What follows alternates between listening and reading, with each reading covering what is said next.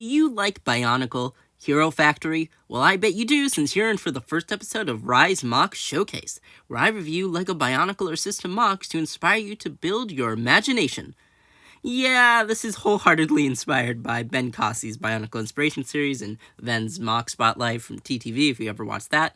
But yeah, hopefully you'll enjoy this first episode. Starting off, we have Breeze the Survivor by Mr. Lego Lover 55. Alright, so basically, this is a revamp of Brain Attack Breeze, though I think there's a story to it, but I haven't really checked.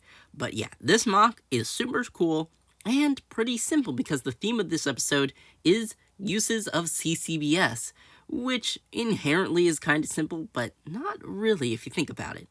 So this mock of Breeze is really cool, using her original color scheme plus transparent lime green.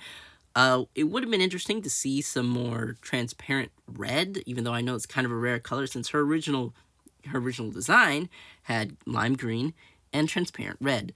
But LEGO hasn't really released that many trans red CCBS Bionicle parts, so instead, Mr. Lego used lime green.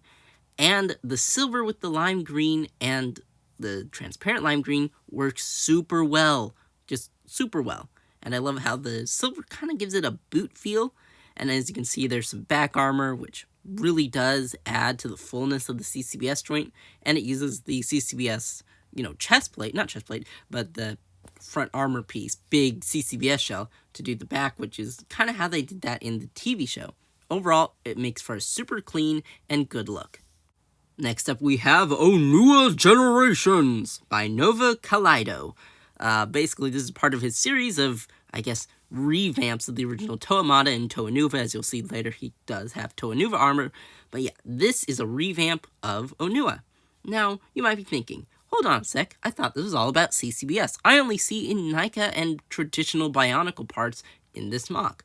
Well, if you notice, he uses the big claw armor piece for his claws. So if you remember back to, the wild planet, that savage planet of Hero Factory, back to, not Stormer, it was, I forget. Anyway, not Bulk, but the other, Stringer. So if you remember back to Stringer, he had this big claw, and that used that same armor shell piece. So as you can see, and his feet are also Hero Factory CCBS parts. So even with Hero Factory parts and traditional Bionicle parts, you can combine them to create an even cooler look, because CCBS and traditional Bionicle are compatible, which means no matter what you do, you can still make a good cohesive look even if they have slightly differing textures, especially if you color block it so that, the smooth parts are all in CCBS, and then the other more greebly parts are all in, as was used by Nova here, use the traditional Bionicle parts for the more greebly gray bits. So yeah, that's a really cool way you can combine CCBS with older Bionicle parts to create a super cool look, even of the original Bionicle Toamata.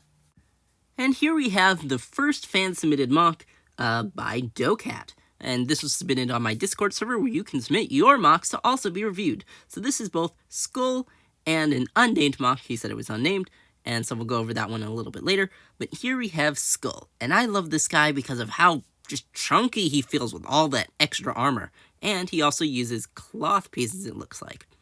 Now, using all these extra CCBS armor shells really gives it that chunky feel, especially since he basically relegates all the CCBS shells to silver, which gives him this really nice knight feel. He also has all these masks helmets slung across his back to give him this almost, not really barbarian, but just warrior and experienced, look at these people I've defeated kind of look. And he uses the Onua 2015 claw pieces in addition to the CCBS, little claws, to give it this spiky shoulder armor feel. And he also has this incredibly cool use of the Toa Nika mask. And it has, I think these are rubber bands on it to make it look almost corrupted or damaged, which is super cool. But normally he rocks this Tarago Onewa mask. And with that little bit of trans orange, it really pops. His design really pops. Though I do feel like he could have used a different part for the trans orange, but overall it creates this nice kind of overcoat shape, this kind of downward V, and it just looks really nice. And if you come to this unnamed gold Moc that kind of looks like, Makuta from Bionicle G2, who also uses those Onua 2015 claw pieces. They're super useful. He also uses the paw piece from Savage Planet on the shoulders, which just bulks it up. And as you can see, he double stacks CCBS shells to give it even this chunkier, more solid look, which probably means that he can actually pose pretty well. And as a display of CCBS, I think this is really neat. Kind of reminds me of Firelord. And coming up, we have Furno 3.5 by Red Hawk. Furno 3.5, the Red Hawk by GZB Mocs. Ooh, what a handful. And this is probably my favorite Moc we have here. You'll see in the thumbnail. But this guy, he took everything from the original Hero Factory 3.0 Savage Planet Furno, which I actually kind of got a couple of, and made him this super epic archer with this functioning bow with flame-tipped arrows. It just looks awesome. And that claw for better grabbing of the bow gives him this super unique and specialized look. And those wings from, Kopaka in 2007, I believe, or 2008, it just looks great with this build. And since it's isolated, the silver's isolated to the weapons and to the wing pack, it gives him just this super unique, like you have his base form and then you have these add-ons. And black and red is just already an amazing color scheme. And he uses, GZB uses tire parts inside of the CCBS joints. You can actually slide them around the ball joint to give him this even more full look. And that claw with the yellow just works with the head and the hero core. And the villain cores, the red stuff on the shoulder pads, they're not actually villain cores, but people used to call them that. They look super cool and give him this filled out, chunky look that you'll really see in like the TV show. And it just erases kind of the spindliness of CCBS and makes it look nice and just aerial and cool.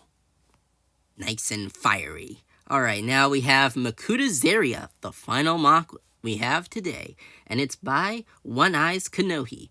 Now, Ziria is described as a Makuta that used to be a noble guardian of her island. But unfortunately, after, as you know in the Bionicle storyline, Makuta Pterodax took over, the Makuta kind of went evil. So here we have this bee-inspired Makuta, and she just looks awesome. She also has a bit of asymmetricalness to her.